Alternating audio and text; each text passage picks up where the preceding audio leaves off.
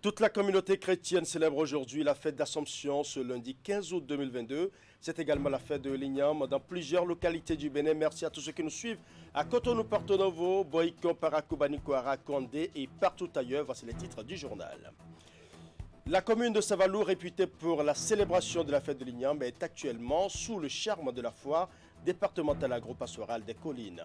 Pour cette deuxième édition, les forains sont venus de toutes les communes du département, occasion de révéler les potentialités de la région et permettre par la même occasion aux participants de s'informer, entre autres, sur les diverses opportunités agro-pastorales. Dans le département du Zou et plus précisément à Boïcon, nous parlerons de l'investiture du tout nouveau président de l'Union islamique du Bénin, l'imam Idrissou Boukari et son équipe ont prêté serment ce samedi en présence d'éminents imams et islamologues de la sous-région. Les manifestations ont été l'occasion de jeter les bases d'une collaboration avec les fêtières sœurs des autres pays voisins. Sur le plan sportif, le lancement du tournoi de football doté du trophée DSS suscite intérêt et admiration à Révier dans la commune d'Abomey-Calavi. C'est une initiative d'un membre du bloc républicain soucieux d'offrir des moments de divertissement à la jeunesse de sa localité en cette période de grandes vacances. Voilà pour les titres. Mesdames et messieurs, à nouveau, bonsoir. La commune de Savalou vibre depuis le 11 août dernier au rythme de la foire départementale agro-pastorale des collines. Et pour cette deuxième édition, les forains sont venus de toutes les communes du département pour y prendre part, occasion de révéler les potentialités de la région et permettre par la même occasion aux participants de s'informer, entre autres, sur les diverses opportunités qui se présentent en termes de productivité. Précision, Ibet Elena Mosso. L'initiative vise à faciliter les rencontres entre acteurs du monde agricole de la région. La foire départementale agro-pastorale des collines, FODACO, a connu cette année la participation des forains venus des différentes communes du département. Elle sera l'occasion de révéler les potentialités et diversités agro-pastorales, mais aussi partager les savoir-faire des acteurs des maillons de production, de la transformation ainsi que de la commercialisation. Nous sommes à notre deuxième édition de la foire départementale agro-pastorale des collines. Et si nous sommes retrouvés encore cette année, cela veut dire que ce qui s'est passé l'année dernière a donné un résultat qui mérite d'être encouragé. Organisées dans le cadre des manifestations de la fête de l'IAM à Savalou, les activités de la foire vont durer 5 jours. En plus des échanges commerciaux, les participants auront également droit à plusieurs communications au cours desquelles des questions d'ordre technique seront évoquées. La problématique de la productivité agricole, de la post-récolte, de l'accès aux intrants seront abordés, ainsi que des sujets ayant trait au financement. À travers cette foire, l'Association pour le développement de la commune de Savalou, ADCS, nourrit des ambitions plus grandioses. Moi, je ne voudrais pas que vous veniez ici pour vendre et puis vous repartir simplement. Je voudrais que vous soyez conscient de comment on doit vous enrichir, comment vous devez vous enrichir. Parce que si nous vous enrichissons, nous enrichissons le Bénin. Si nous nous enrichissons, le Bénin va se développer.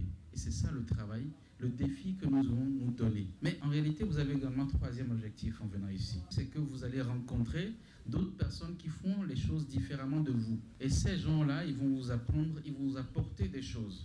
L'importance que revêt la présente foire n'est plus à démontrer au regard des défis que l'agriculture béninoise se doit de relever pour une meilleure contribution à la croissance économique et à la réduction de la pauvreté. Le niveau d'organisation de la foire agro-pastorale du département n'est pas encore satisfaisant, certes, même si l'initiative est à saluer. C'est pourquoi, tout en remerciant l'association de développement de la commune de Savalou, qui officie au nom de tout le département et a initié cet événement, la mairie de Savalou et le comité technique d'organisation, j'invite les projets et programmes, les ONG, les organisations professionnelles agricoles intervenant dans le département des collines à s'approprier l'initiative et à s'impliquer davantage. Pour cette deuxième édition de la foire départementale agro-pastorale des collines, l'association organisatrice a bénéficié du soutien du ministère de l'Agriculture ainsi que de certaines structures sous tutelle.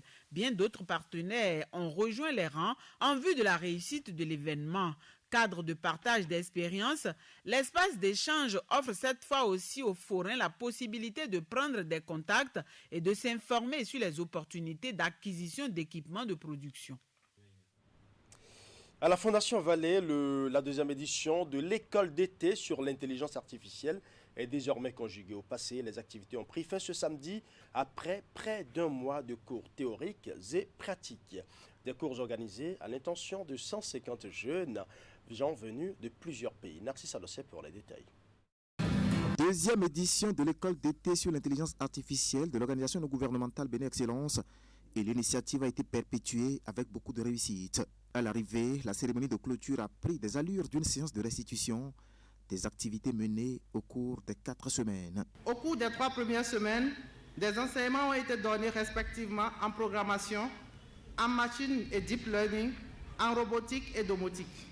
Une série de conférences a permis d'aborder les aspects juridiques, philosophiques et éthiques de cette discipline. La dernière semaine a été dédiée à la réalisation des projets d'application. Derrière les discours, les résultats des projets de l'intelligence artificielle ont été exposés à l'assistance. Plusieurs projets qui montrent surtout la révolution technologique amorcée ici. Ici, quand le feu rouge est allumé, personne ne passe. Et lorsqu'il a ouvert, les 3 autres feux sont au rouge. Et ils attendent lorsque lui... Cette école d'été est donc une initiative inédite en matière de pédagogie, conçue par des jeunes gens et des jeunes filles qui ont bénéficié des bourses d'études de la Fondation Vallée. Et parmi eux, les meilleurs ont étudié dans les plus grandes écoles et universités de France, d'Amérique, de Singapour, etc. Parmi nos anciens boursiers figurent 275 polytechniciens de l'École polytechnique de Paris, 370 médaillés aux Olympiades scientifiques mondiales et plus de 1000 médecins et chirurgiens. On peut le dire avec peu de risque de se tromper que c'est la plus grande initiative privée au monde en matière de bourse d'excellence. L'expérience commencée il y a 1 an suscite aujourd'hui un engouement inespéré.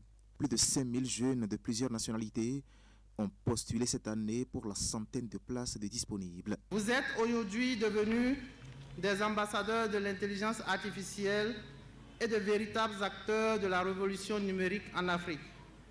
Chers étudiants étrangers, nous venant du Burkina Faso, du Djibouti, du Madagascar, du Togo, de la RDC, de la Côte d'Ivoire, du Burundi, du Niger, des Comores, du Tchad et du Cameroun, votre participation à cette école d'été n'a pas été qu'une aventure scientifique, mais aussi un modèle d'intégration panafricaine.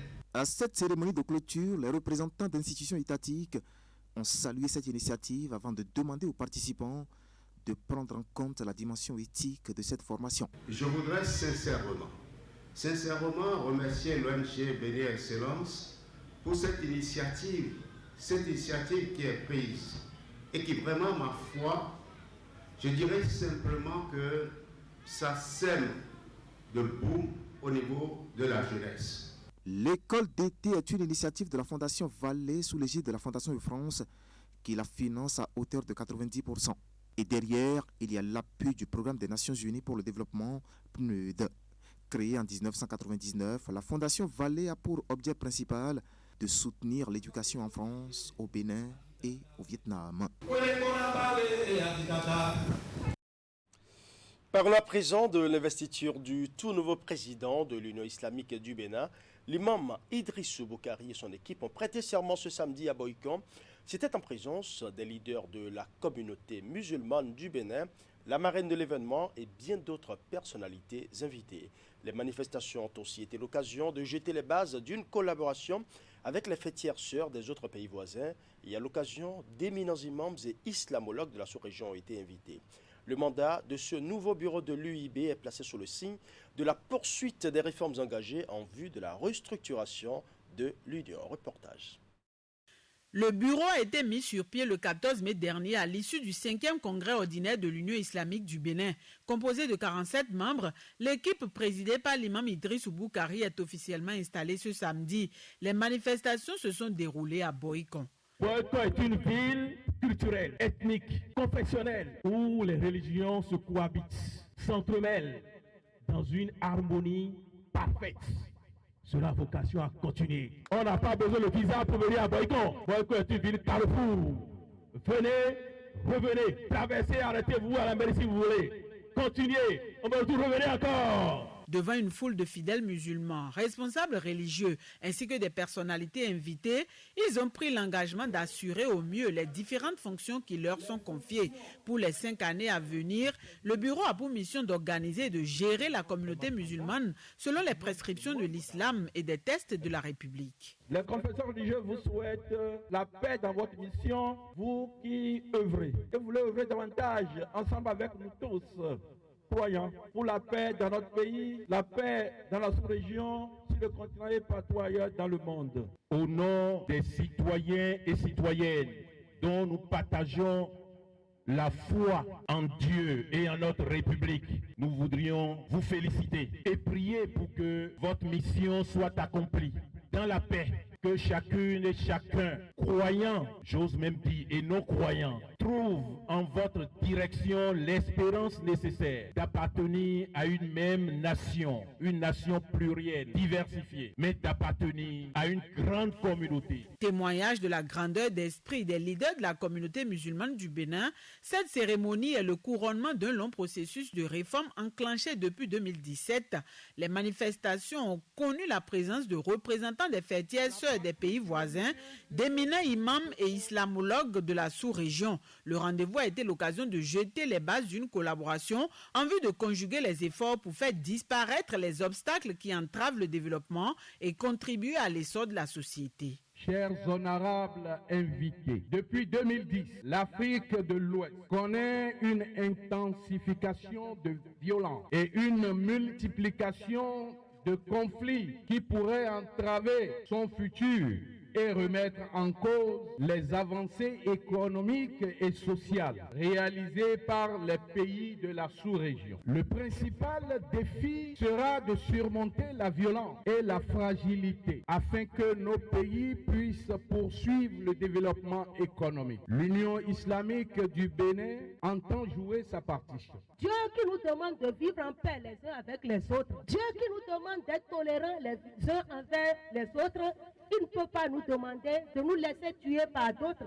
Il ne peut pas demander à quelqu'un de tuer un autre. Qu'il nous accompagne dans cette lutte, qu'il nous assiste. Nous comptons sur vous et nous comptons sur nous, sur notre peuple, sur nos jeunes. Ils ne doivent pas se laisser recruter par les marchands de la mort. Le mandat de ce bureau de l'Union islamique du Bénin est placé sous le signe de la continuité. De grands défis attendent l'équipe, à savoir poursuivre les réformes enclenchées par le bureau sortant, construire le siège et travailler à l'autonomisation financière de l'UIB. Les membres doivent aussi mener des actions hardies pour le développement de l'islam au Bénin. Dans un tout autre registre, nous allons parler de la production littéraire béninoise qui est de plus en plus prolifique ces dernières années. De jeunes auteurs s'essaient à la chose et c'est le cas de Muriel Abété qui vient de poser ses pas dans le cercle restreint des écrivains avec son roman intitulé « Pour toi ». Il s'agit d'un lancement d'une œuvre qui parle d'amour, de prostitution et de déception. Suivant. Pour toi est un titre laconique qui laisse planer le suspense et c'est cette forme d'écriture qu'a choisi Muriel Abété avec le lancement de son premier roman. Elle amène le lecteur à vite parcourir les lignes des 100 pages de son œuvre pour en découvrir le dénouement. Une vie conjugale qui n'existera jamais entre la jeune Kate et son petit ami Rick, mais plutôt entre celle-ci et un autre, Mike. Pour toi, parce que quand on aime quelqu'un, on est prêt à tout pour cette personne. Parce que quand cette personne ne se sent pas à l'aise, nous non plus, on ne se sent pas bien dans notre peau. Pour toi, parce que le personnage principal, Kate, s'est sacrifié par amour, se prostitue pour payer les études universitaires de son petit ami afin d'assurer leur avenir.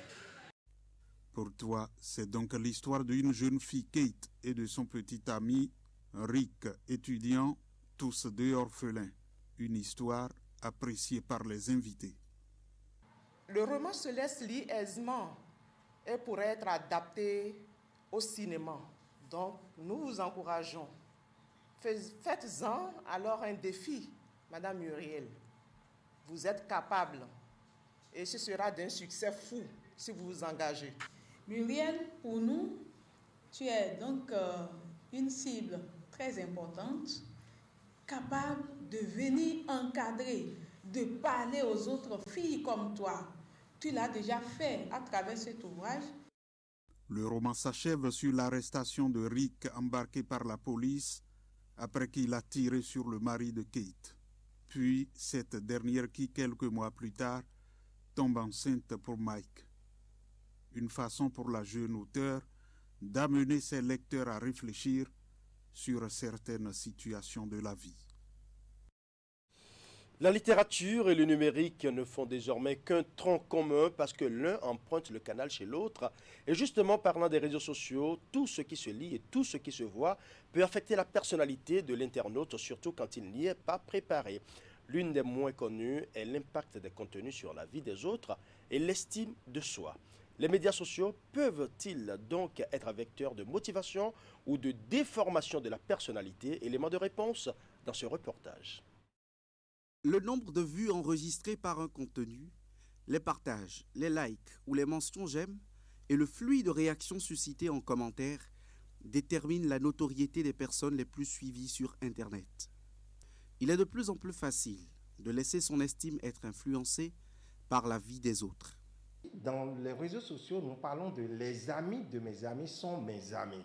Donc, vous comprenez que lorsque la personne publie une information, cela, c'est d'abord pour son identité numérique. Lui, d'abord, c'est pour son identité numérique. Quand il publie l'information, ce sont ses amis, il appelle ses amis à interagir. Donc, ça lui permet alors de créer une personnalité. Il se donne une réputation. Et vous comprenez que lorsque nous parlons de réputation, cela touche alors à la personnalité même de celui qui publie. Ça touche alors à son ego, ça touche alors à son estime. Le contact avec le monde virtuel n'est pas sans retombées. Des heures passées en ligne exposent les usagers à des contenus altérant la perception personnelle de diverses manières. Quand on est sur les réseaux sociaux, on se dit mais telle personne est à tel niveau, me voici, moi, ça y est, comment je suis tellement pauvre, je ne peux même pas faire quelque chose, mais quand cette personne, quand elle parle maintenant, est-ce que moi je peux parler? Oui, on a toujours des moments comme ça. Chaque personne cherche à évoluer. Et si tu cherches à évoluer, tu dois te comparer, c'est-à-dire bien tu dois suivre ceux qui ont évolué et non, et chercher à voir dans le sens négatif de la vie. Vous me posez la question de savoir l'influence que ces réseaux sociaux peuvent avoir. Globalement, deux types d'influence. La première, elle est positive, parce que nous allons utiliser ces réseaux sociaux pour nous informer utilement et travailler pour cette quête d'estime de soi qui soit au firmament de notre être et qui serve la société. Mais la deuxième influence est une influence purement négative. Vous allez voir que sur les réseaux sociaux, il y a énormément de bling-bling. Énormément de personnes qui postent des photos, qui postent des vidéos où il est à Dubaï, des photos où il exhibe de l'argent, des photos où il est dans des coins les plus huppés. Et c'est peut-être un camarade à moi, c'est peut-être quelqu'un qui est à mon âge, c'est quelqu'un peut-être que j'ai connu dans mon quartier. Alors on commence par se poser la question, qu'est-ce que moi je fous alors dans la vie? Ça veut dire que moi je ne réussis pas, ça veut dire que je n'ai pas pu réussir. Vous voyez, ça agit sur la personnalité de celui qui suit. Donc, les réseaux sociaux peuvent nous amener à construire correctement une très belle personnalité, mais peuvent nous amener à détruire l'estime que nous avons de nous-mêmes. Actif sur les réseaux sociaux depuis 3 ans, Teno n'est pas un novice dans les réalités du monde virtuel. Influenceur dans le domaine de la mode, il se trouve parfois confronté aux critiques des internautes. C'est quand même normal. C'est quand même normal que quand tu reçois des commentaires négatifs sur le travail que tu fais, ouais, c'est quelque chose ça prend du temps et de l'énergie, tu vois. Donc quand tu reçois des commentaires négatifs, ça blesse quand même, ça blesse. Mais le plus important, c'est de croire en ce que tu fais. Des commentaires négatifs, il y en aura toujours. Des commentaires positifs, il y en aura aussi. Mais des fois, il y a plus de commentaires négatifs que de positifs. Le plus important, c'est toi-même, c'est ce que tu fais, de croire en toi. Pour éviter que leur estime de soi soit affectée par les réseaux sociaux, les internautes ont développé des méthodes comme la limitation de la présence sur ces plateformes.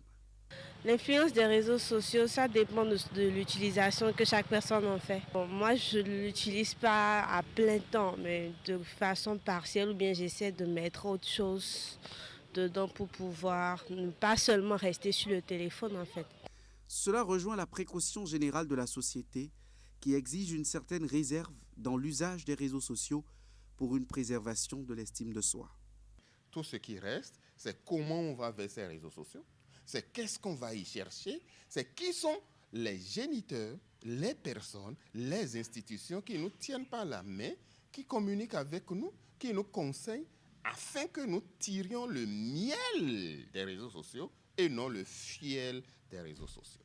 Chaque utilisateur est donc libre d'orienter l'influence des réseaux sociaux sur la perception qu'il a de sa propre personne. Nous allons à présent vous plonger dans le cultuel de la société africaine et plus précisément celle béninoise. L'adultère de la femme mariée est un fait vivement décrié par la société et qui fait objet de virales dénonciations sur les réseaux sociaux. La femme adultère encourt, selon la tradition, de multiples risques, en l'occurrence la malchance et le malheur sur sa descendance et même sur sa propre vie. Heureusement, cette même tradition prévoit des cérémonies de purification pour conjurer les mauvais sorts. Des rites que nous allons découvrir dans ce reportage. Quand elle entretient une relation extra-conjugale, la femme mariée est mal vue en société au Bénin, une fois découverte infidèle. Elle devient source de malheur pour son ménage. Ce sont souvent ces mésaventures répétées qui suscitent les soupçons et accusations de son mari. Cela peut la conduire à de mauvais rêves. Cela peut conduire aussi les enfants à la malchance et cela emballe toute la famille. Pour conserver l'équilibre familial, l'époux et la belle-famille de la femme adultère peuvent exclure le divorce. Dans plusieurs familles au Bénin, des mécanismes de purification existent pour laver l'honneur d'une femme reconnue coupable. Elle est soumise à des rituels. Il y a des pratiques universelles utilisées par toutes les familles, mais dans quelques familles, on arrive à conserver, comme nous autres tradithérapeutes, nous le faisons. Selon les familles, on utilise des feuilles. Et cela nécessite dans la famille, selon les taïnons qui exercent ça, et on conduit la femme dans la maison des assins. Parce que chaque famille a ses assins. C'est-à-dire, c'est une maisonnette dans laquelle on a entreposé des artefacts, c'est-à-dire des éléments en fer qui sont les réceptacles des âmes des ancêtres. Et elle doit d'abord donc citer et toucher avec elle. Elle a eu ça et puis elle a commis l'adultère et on lui fait faire des tours avec certaines paroles. Il y a des éléments symboliques qui entrent dans ce processus pour l'enlever de la brousse et la réintégrer dans la société des hommes et la faire entrer maintenant, réentrer dans la famille. Vous voyez un peu, il y a des étapes. Ça ne se fait pas en une seule fois, avant que maintenant on la lave. Et pour la laver, je pense qu'on la mène en brousse. Nos sœurs, nos filles, on leur demande de, premièrement, bien se connaître soi-même et connaître son conjoint avant de se marier. Si tu te connais, tu sais que en sortant avec un seul homme, tu n'es pas satisfaite. Pourquoi te marier? Bien que les moyens de remédiation existent, les garants de la tradition n'encouragent en rien les femmes au foyer à commettre l'acte d'adultère. Mieux vaut le prévenir. Parlons sport à présent avec le tournoi de football doté du trophée DSS.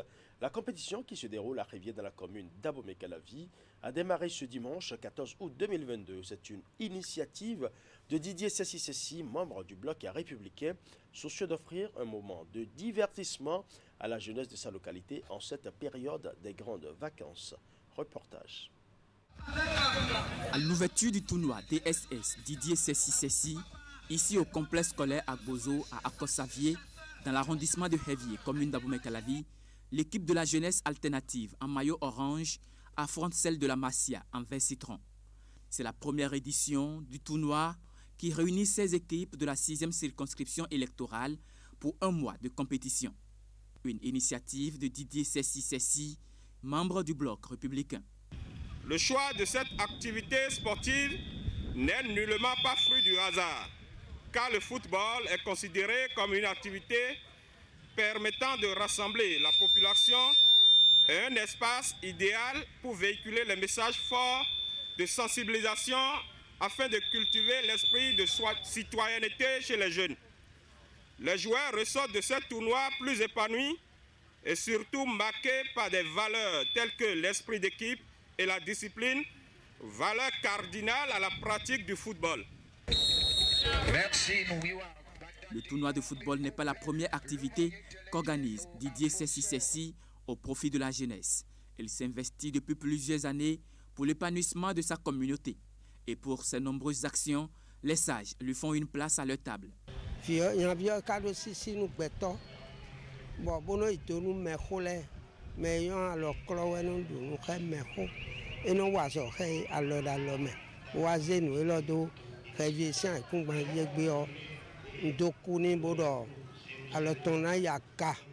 Pour le lancement de la compétition, plusieurs personnalités politico-administratives du bloc républicain ont effectué le déplacement pour soutenir l'initiative.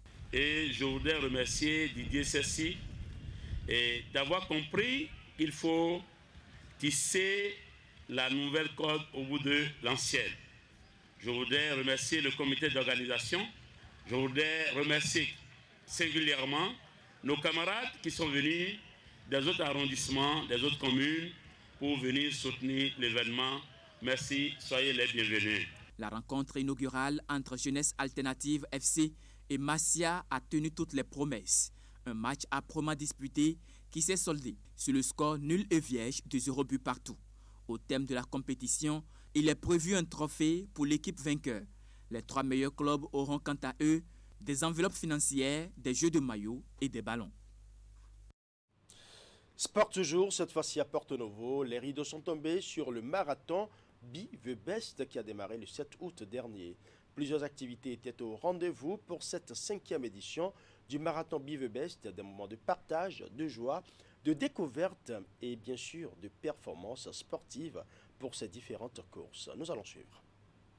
C'est la 5e édition du marathon Be the Best organisée par l'ONG Be the Best dans la ville de Porto Novo. Cette compétition a mobilisé cette année des handicapés, des athlètes professionnels venus de plusieurs pays, des femmes des marchés de Porto Novo, ceci pour promouvoir le sport au service du développement. Différentes catégories de courses ont été proposées à cet effet, la marche et la course sur 10 km, la course sur 21 km et 42 km. Au terme des différentes courses, ce sont au total 70 meilleurs compétiteurs qui ont été récompensés. Je suis vraiment content parce qu'il y a des pays étrangers qui sont venus, là, le Togo, Burkina et le Ghana. Bon, j'ai su gérer ma course comme je sais qu'il y a des étrangers. J'ai pratiqué ma technique et puis arrivé au finish. Et je l'ai remporté parce que c'est un coureur de 800 et 1500. Si cette 5e édition du marathon Be the Best a été une réussite, c'est bien parce que plusieurs partenaires dont la Sobebra ont cru en cette initiative depuis le début. Ensemble, nous sommes forts parce qu'il y a du professionnalisme, il y a de l'innovation. Nous sommes fiers et en ce jour de la commémoration de la 5e édition du marathon Be the Best de Porto Novo, nous vous disons merci, grand merci pour tout ce que vous avez fait aux côtés de nous. Merci à tous ceux qui se sont sacrifiés avec nous. Je porte actuellement le t-shirt d'un partenaire qui était là dès la première édition et qui est toujours là. je voudrais que tout le monde applaudisse la Sobebra qui a cru en nous dès la première édition et qui est resté là jusqu'aujourd'hui. Monsieur le secrétaire général de la Fédération béninoise d'athlétisme, oui, l'ONG Bivebest est honoré. Oui, l'ONG Bivebest s'engage à être aux côtés de la fédération pour l'organisation de ce et de ces marathons Bivebest.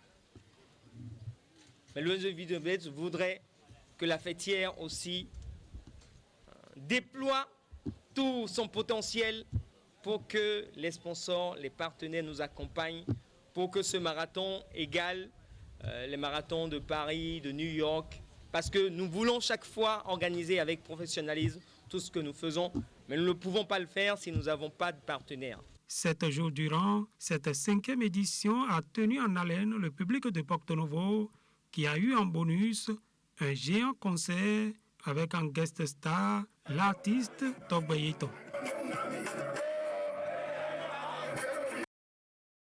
Voilà, ainsi se referme ce journal que je vous remercie d'avoir suivi. Tout le plaisir était pour moi de rester en votre compagnie. Merci à tous ceux qui nous suivent à Cotonou, Porto Novo, Boïcon, Parakou, Baneko, Arakou, Andé et partout ailleurs. Bonne soirée chez vous.